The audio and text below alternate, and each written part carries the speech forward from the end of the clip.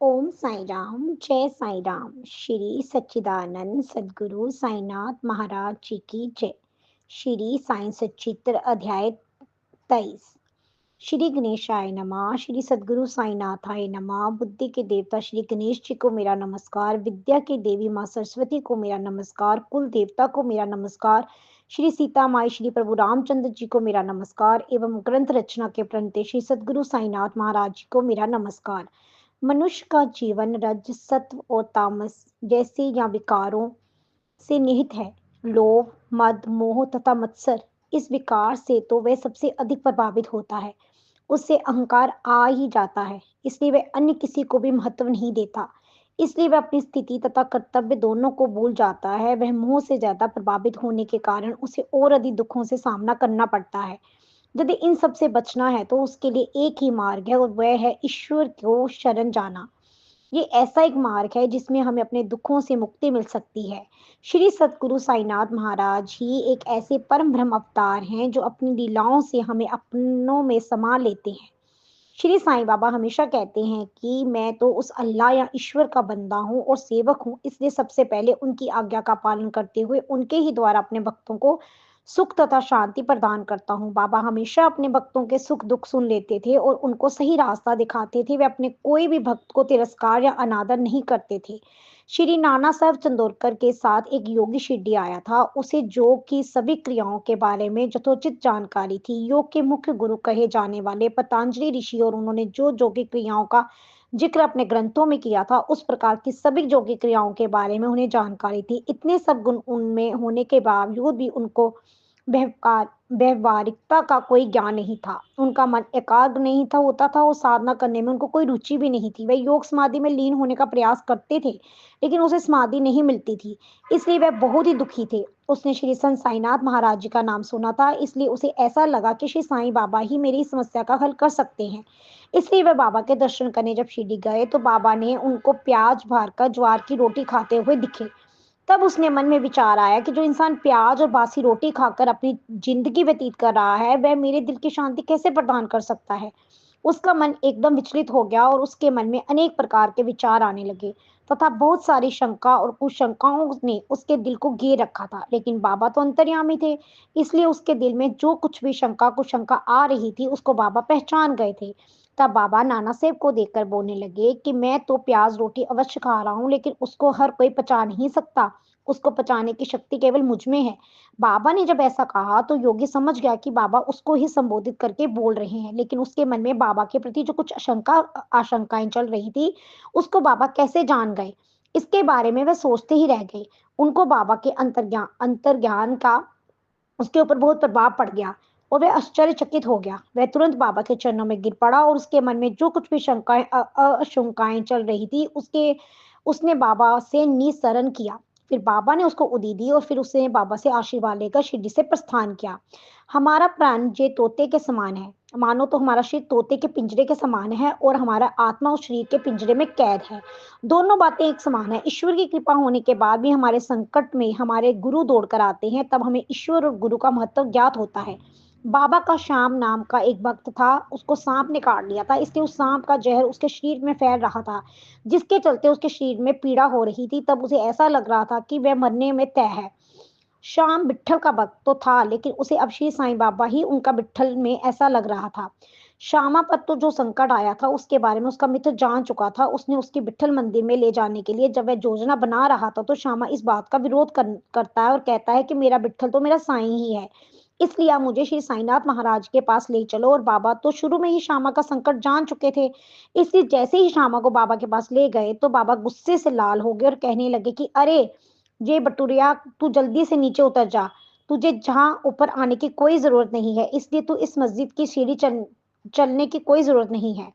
तू सीढ़ी मत चढ़, सावधान, अगर तू इस मस्जिद की एक भी सीढ़ी अगर चढ़ा तो चल निकल जा जहां से। कुछ क्षण तो शामों को ऐसा लगा कि बाबा की मस्जिद तो मेरा आश्रय स्थान है, अगर उन्होंने ही मेरा स्थान ऐसे बर्ताव किया है तो मैं अब किसके पास जाऊं। श्यामा तो मन ही मन अपनी स्थिति से हार चुका था, लेकिन सत्य परिस्थिति ये थी कि बाबा श्यामा के ऊपर बिल्कुल गुस्सा नहीं हो गए थे। उनका गुस्सा तो श्यामा के शरीर में फैल गए जहर के ऊपर था। वह जहर जो श्यामा के हृदय की ओर बढ़ रहा था, जिसे श्यामा मृत्यु की स्थिति बनती जा रही थी, उस संकट से बचने के लिए बाबा ने इन शब्दों का प्रयोग किया था। इसके बाद बाबा पहले जैसे ही शांत हो गए थे। अब बाबा श्यामा को बोले कि हे बेटा, अब तुमको घबराने की कोई बात नहीं है। ये फकीर और मस्जिद माई बहुत दयालु है, ये दोनों आपको कुछ नहीं होने देंगी। तुम मेरे ऊपर विश्वास रखना और अब शांत चित्त से अपने घर जा।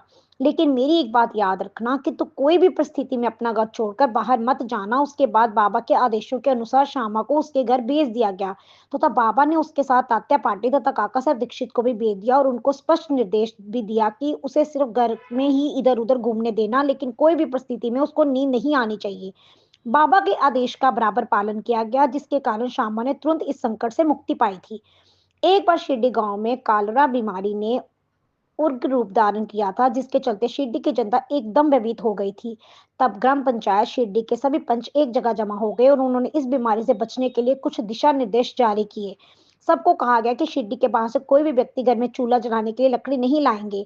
खटिक लोगों को भी निर्देश दिया गया और वह गांव में बकरा नहीं काटेंगे। जो कोई भी व्यक्ति इस आदेश का पालन नहीं करेगा, उसको गांव का अधिकारी या पंच उचित शिक्षा देंगे। बाबा ने इस आदेश का तो बिल्कुल पालन नहीं किया। वह बाहर गांव से बेचने के लिए लकड़ियां आने लगी तो उस लकड़ियों को बाबा उचित राशि देकर खरीदने लगे और सीधे लकड़ियां मस्जिद में जमा होने लगी। बाबा को धुनी जलाने के लिए उन लकड़ियों की जरूरत थी। बाबा की इस कीर्ति का शिरडी गांव के कोई भी विरोध नहीं कर पाया। बाबा की मस्जिद में जो ईंधन जमा हो गया था, उस लकड़ियों के गांव के अन्य लोग भी अपना भोजन पकाने के लिए ले जाने लगे। लेकिन बाबा ने किसी को भी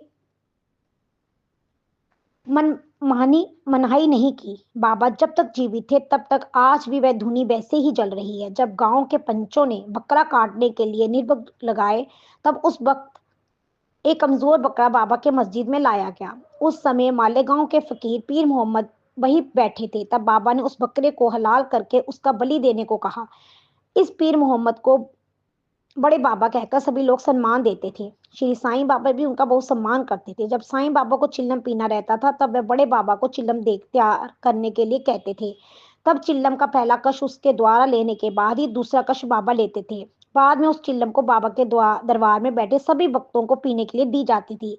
जब दोपहर को भोजन का समय हो गया, तब सबको भोजन के लिए थालियां परोसी गई। तब वह बड़े बाबा को श्री साईनाथ महाराज जी ने अपने पास बुलाया और उनको आसन देकर अपने बाईं ओर बैठने के लिए कहा। बाबा को तो कुछ भी दक्षिणा मिलती थी, उस दक्षिणा की राशि से 50 रुपए बड़े बाबा को देते थे। जिधर बड़े बाबा जाते थे, तब उनके पीछे श्री साईं बाबा भी जाते थे। ऐसी उनकी पक्की दोस्ती थी।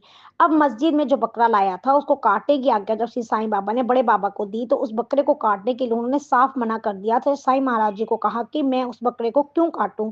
उसके बाद श्यामा को उस बकरे को काटने के लिए कहा कि श्यामा राधा कृष्ण माई के घर चाकू मांगने के लिए गए और चाकू लाकर बाबा के पास लाकर रख दी। उस बकरे को मारने की हिम्मत श्यामा में भी नहीं थी। अब तीसरा मोहरा श्री काका साहब दीक्षित थे।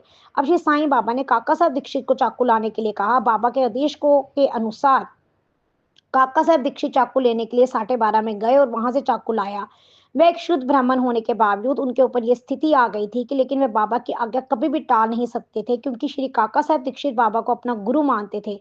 बड़े बाबा एक मुस्लिम होने के बावजूद भी बकरे काटने को तैयार नहीं हुए, लेकिन एक शुद्ध ब्राह्मण उस बकरे को काटने के लिए तैयार हो गए थे। श्री काका साहब दीक्षित ने अपनी धोती पक्की लपेटकर अपना हाथ बकरे पर बढ़ाया ही था कि बाबा ने आज्ञा का इंतजार कर रहे थे। तब बाबा ने कहा कि तुम क्या सोच रहे हो, अपना काम शुरू कर। और जब काका साहब दीक्षित अपना चाकू का हाथ उस बकरे के ऊपर मारने के लिए जैसे ही उठाया, तब बाबा ने उनको कहा कि अरे रुक जा जरा, तुम कितना क्रूर हो, निर्दयी हो, एक ब्राह्मण होकर भी तुम बकरे की जान ले रहे हो। तब काका साहब ने बाबा की आज्ञा का पालन किया और अपना चाकू नीचे रख दिया और बाबा को कहा कि आपका कोई भी शब्द मेरे लिए प्रमाण है और मैं तो आपके सिवा और आपकी आज्ञा के बिना और किसी को जानता ही नहीं। मैं तो रात दिन आपका ही स्मरण करता हूँ। किसी की हत्या करना पाप या है या नहीं, ये मैं इस वक्त पर नहीं जानता। चूंकि आप मेरे गुरु हैं और गुरु की आज्ञा का पालन करना मेरा कर्तव्य और धर्म है। इस प्रकार उस बकरे को जहां से लाया था वहां उसको छोड़ दिया गया और उसके बाद तुरंत उस बकरे की मौत हो गई। भक्त हेमाड पंत ने शिष्य कितने प्रकार के होते हैं इसका विवेचन किया है। उनके अनुसार पहला शिष्य सर्वोत्तम होता है, दूसरा मध्यम, तीसरा सामान्य होता है। सबसे प्रथम शिष्य तो उसे कहा जाता है जो अपने गुरु की आवश्यकता के अनुसार ही उनके कार्य को प्राथमिकता देता हो और उनके आदेश का पालन करता हो। माध्यम मध्यम शिष्य वह होता है जो अपने गुरु की आज्ञा की राह देखे बिना उनकी आवश्यकता की पूर्ति करता हो। और अब तीसरे दर्जे का शिष्य ऐसा होता है जो अपने गुरु का हर कार्य को उनकी आवश्यकता के अनुसार नहीं करता और उनका जो कार्य करना हो उसको अपनी सुविधा के अनुसार करता है तथा हर परिस्थिति में वह कुछ ना कुछ गलतियां करता है। शिष्य तो ऐसा होना चाहिए जिसकी अपने गुरु पर पूर्ण श्रद्धा तथा विश्वास हो, उसके पास संयम या सबूरी भी हो। अगर ये सब गुण उसमें होंगे तब ही वह अपनी बुद्धि का सही उपयोग करके अपना आध्यात्मिक उद्देश्य पूर्ण कर सकता है। उसके लिए उसको हठ योग या अपने श्वास को अपने शरीर के भीतर रोकने की आवश्यकता भी नहीं है। इस प्रकार से संत तथा सज्जनों से प्रेरित एवं भक्त हेमाडपंत द्वारा रचित गुरु भक्त लीला दर्शन नामक 23वां अध्याय अब समाप्त होता है। श्री सद्गुरु साईनाथ अर्पण मस्तु। शुभम भक्तु। ओम साई राम। बाबा सबकी बलि कर रहे।